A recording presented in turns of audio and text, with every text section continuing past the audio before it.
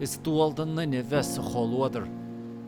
Ach le teach pandéime úmpaítar an saolar I cheann, sin is stracha le huaignas na scaróna. Ar dúis don chéad lockdown bhí sé anna dheacair dom. Tá taithí agam bheith daoine bheith timpeall orm agus is brala mé sin, so dhéanas íireacht tagmháil a chumad le daoine agus mar shampla an chláán I lech garman bhíos ar fón chuthú. Yeah, just cóúdar an sád le siúil le carda agus rudí mar sin chun misnach chumad. Tá sé seo díana roioine agus anna dhéana agus braham héin go bhfuil sais ceo ar na daoine, bhfuil is go ní chóla daoine gaidí óna gríomach le blian agus braham buam sin braham buam na daoine.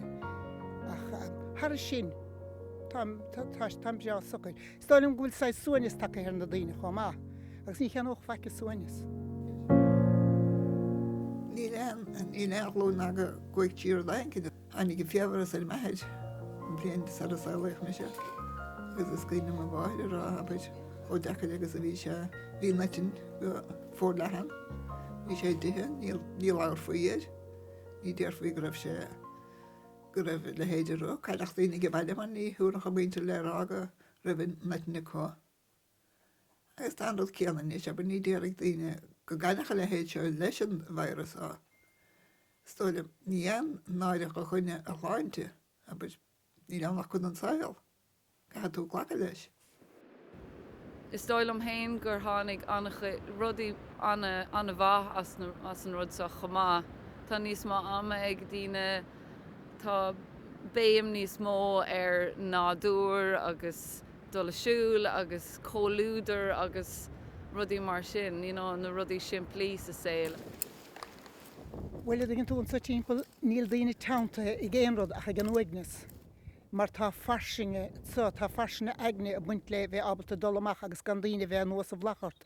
Ná chanach ruagam do riine a bheiths na caracha agus ná fiatadís bogamach ná go meach daoine nuas a bhlachar an támas fad. Gaú de dhéal dhéanamh, agus ar certa dhéanam chofad agus is féidir leat.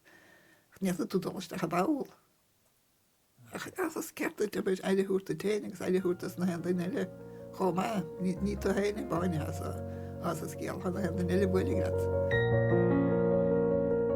Stop chuilean ar sudar agus sin tauntathe is frist an nuaignas an dóchas a bhuacha ach fe'n minne sethe fe'n na bháistir ar a víras.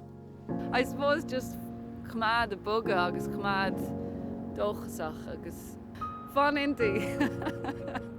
Bheáil am chrínis a bheith istí náit na meach ceol bio agus áráin agus rudí bheáil am chrí ach tu go lás an fós.